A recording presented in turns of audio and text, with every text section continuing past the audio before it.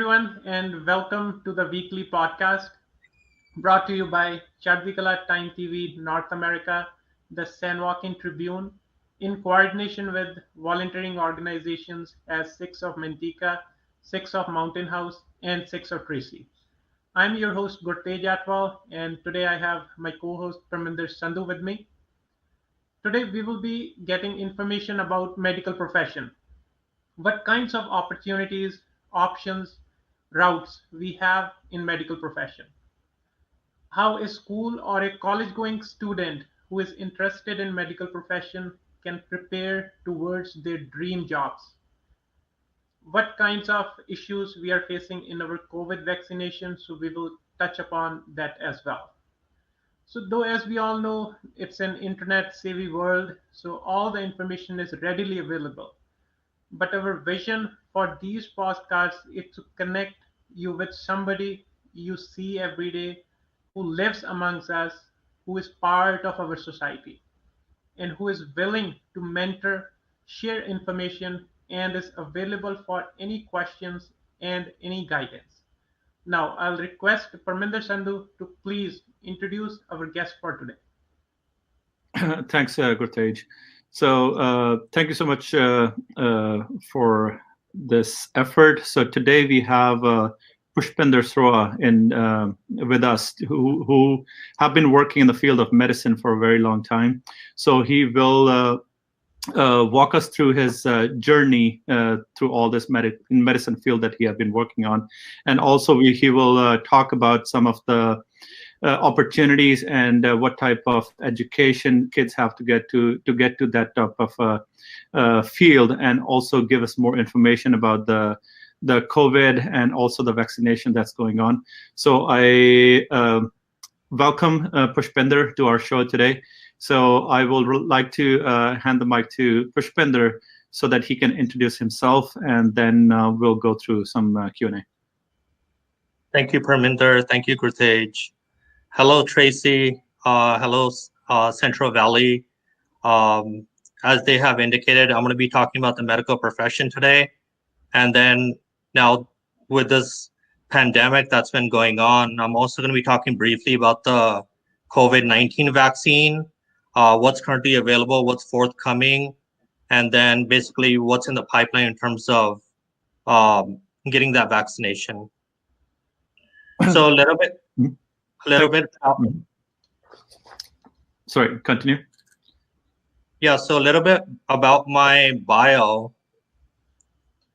I completed a BS in biology, an MBA in pharmaceutical marketing, as well as an MD in medicine.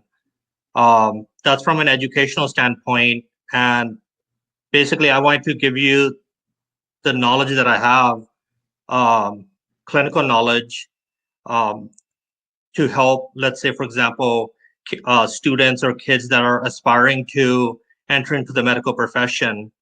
So currently I'm doing clinical research, and I've been doing that for a number of years. Started that, it dates back all the way to 2008 when I actually started the first opportunity in a pharmaceutical company. And all of this has been in the San Francisco Bay Area.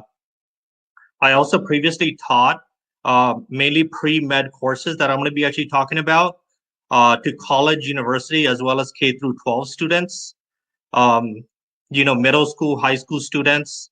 So been teaching the pre-med subjects. And I'm currently in the midst of completing the educational requirements, which is postgraduate studies for clinical practice, which will allow me to become a practicing practitioner in the hospital setting. That's amazing, Pushpinder. So from the medicine profession, so in case if our viewers want to understand like what different fields they have to go to, so can you walk us through like what type of different profession positions that they can get into when they study medicine? Sure. So when we're looking at the medical profession, one might think that the medical profession has doctors and nurses. That's what comes to mind when we think about medicine. But there's many other providers within the medical scope. So first off, we all know the MD degree is the Doctor of Medicine, and analogous to that is Doctor of Osteopathy. That's what basically DO stands for. But from a practice standpoint, an MD does basically the same exact thing as a DO. So they're used interchangeably. I mean, there are a certain number of jurisdictions where there would be more MDs than there would be DOs. And then from a provider standpoint, a provider is anyone that can assess a patient, diagnose, plan, implement, and evaluate a patient. So there are PAs, which we call physician assistant, not to be confused with a physician's assistant. It's a physician assistant. Basically, a physician assistant works under the license of an MD or a DO. And then we have nurse practitioners. A nurse practitioner is basically an advanced practice registered nurse. But in 2023, the California state has granted autonomy to nurse practitioners so that they are capable of opening up their own practice after a certain number of hours working in conjunction with an MD or a DO. Whereas a physician assistant constantly needs to work under a medical license. And then there is the nursing scope. So nursing, one might think anesthesiologist, right? But then there is a nurse anesthetist also that works alongside an anesthesiologist. We call that a CRNA, Certified Registered Nurse Anesthetist. Then we have the registered nurse, the RN, and then we have licensed practical nurses, LVN and LPN.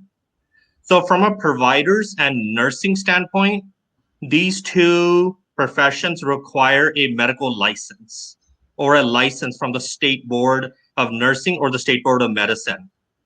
And then the third one is the support staff, which does not necessarily need a state license. And this includes certified nursing assisting, the CNA. Often it's called UAP, which is unassisted personnel.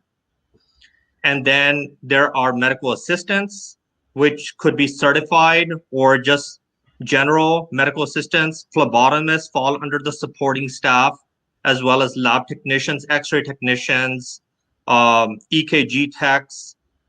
So those would be the supporting staff. So thank you very much, Pushpinder. So from outside, it looks like medical profession that is not that vast, but as you have shared, so it has multiple opportunities, multiple domains in which students can go into. So now, can you please share with us, so what kinds of educational qualifications, what subjects, so how can a student prepare themselves towards these goals or towards these professional avenues? So in terms of a provider, to become a provider, like for example, a physician, you need and this is basically how to become a medical professional in the United States. I mean, there could be other requirements internationally and abroad, but in the United States, the minimum is basically you need a bachelor's degree, and this is preferably in advanced sciences. So basically biology, chemistry, physics, that's usually the mainstream subjects that students take on to get into the medical career. This is not to say that let's say a music major, I know tons of music majors or English major or poli-sci major that have gone on to become great physicians. But this is for the most part. And then that's followed by 4 years of graduate study to become an MD, DO, dentist for a DDS, and an NP also requires 4 years of graduate study. An exception to this is for PAs, right after you complete a bachelor's degree, it's only 2 years of graduate study. So some students say, hey, I want to practice medicine, but I don't want to spend that extra 2 years. So they go on to become PAs. CRNA, same thing as PAs. They require 2 years of graduate study as well. And then, like I said, all positions require state licensure for a provider. And to become a registered nurse, it requires a minimum of a bachelor's degree in nursing. And once you do complete that bachelor's degree, you sit for your state licensure exam. It's commonly referred to as the NCLEX exam, which issues the RN or registered nurse credential upon completion that you can actually use now to work as a registered nurse. And then support staff, unassisted personnel, CNAs, MAs, technicians, they do not usually require state licensure. There are jurisdictions where there are states that may require a state licensure, but that would vary from state to state. Thanks, Pushpinder. So one question that I have about the schools or the universities students actually go to. So can you talk about a little more about what type of good schools students can look for, where they can get, like, in case if they want to become a provider? Yeah, so that question gets asked pretty commonly from the students that I had previously tutored, the K through 12 students. So there are certain number of schools that have specific schools of thought. For example, everyone knows UC Berkeley, Cal, right? I'm not saying that is, emphasizes in certain subjects versus not, but basically UC Davis versus UC Berkeley. If someone wants to become a provider, I would recommend them to UC Davis. Why? Because A, they have a school of medicine that promotes research, and also it has many, many schools involving the science study. Versus, let's say Berkeley is more focused on engineering. So if you want to become, like, for example, a mechanical engineer, aeronautical engineer, I would recommend Berkeley. Stanford is another one for healthcare. Irvine is another good one for healthcare. San Diego. Santa Barbara focuses on the arts and humanities. So each school has, I would say, a certain expertise in terms of the research that goes on there. Okay, thank you so much, Pushpinder. Gurtej. Pushpinder, a follow-up question from here. So as here we are discussing what kinds of opportunities here students who are studying here, they can get into medical field. But some students who are coming from the developing countries or from other companies who complete their bachelor's and they want to go into these fields or professions in the medical domain. So what are the options for them? What kinds of tests they have to take and how they can prepare for these careers? Sure. So it depends on what level of education they come to the United States with. If they've already completed a bachelor's degree abroad, then they would need to take for example, I'm talking about an MD. If they've completed a bachelor's degree abroad, they need to make sure that they have the necessary prerequisite courses in hand.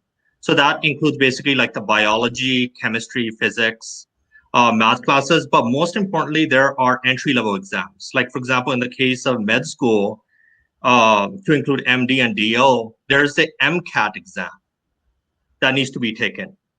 In the case of a dentist, that's the DAT exam. For optometry, it's OAT exam. So those are entry-level into graduate study.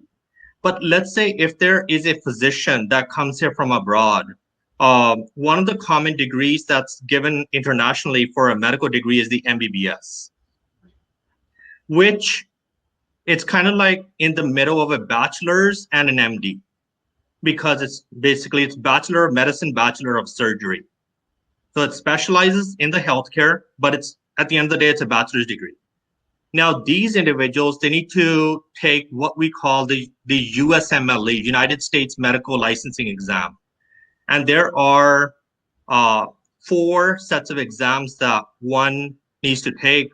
Once they do take it, then they enter into a residency training position to become licensed. And just a additional question to this, like, what can you also talk about, like, nursing? Because we in our community there are a lot of like people who are actually practicing nursing or who are studying nursing in India. So in case if they have completed their bachelor's in nursing, and if they want to become a nurse in the United States, so what options do they need to take to get to that position? So so previously, it used to be that they would complete I would say kind of like a post-graduate study, if you will. It's in India, it's the GNM certification, which actually stands for General Nursing and Midwifery. And previously, what students had done is once they do complete that GNM, or what we call, if they went on to get an advanced credential, then it would be BSc Nursing. So if they completed it, all they need to do was take the NCLEX exam, and then they would become an RN in the United States. Now, what they've done is each state board of nursing is actually individually looking at the prereqs that are necessary to be completed to get that RN credential. Like, for example, did they complete pathophysiology? Did they complete pharmacology? Or let's say mental health nursing? And does that course that they took in India, is that equivalent to a mental health nursing course in the US? So those kind of equivalencies are now put into place. No, thank you very much, Pushpinder, for the information. So we had a healthy discussion. We discussed the topics. So how a student or the parents who are interested to go into the medical field, the profession, what kinds of subjects, what kinds of options they have. And we definitely touched the COVID part. So where everybody can look at the appointments for the vaccination and what are the options they have, like Moderna and in terms of Pfizer. So one last question I have is, so does the candidates for these vaccinations, do they have any option which vaccine to choose, or those are administered by the health department? That is actually determined by the health department. Again, it depends on the supply and demand. Basically, it also depends on the tiers in terms of which vaccine is being administered to what group of people. Again, there's not really a performance difference. So just because one gets Moderna versus Pfizer, that's not going to make any difference in terms of giving the protection against COVID-19. No, thank you. So before we enter the discussion, I'll request Parminder to say something. Yeah, so yeah, it was a very good information. Pushpinder, thank you so much for coming in today and sharing this very good information to our viewers.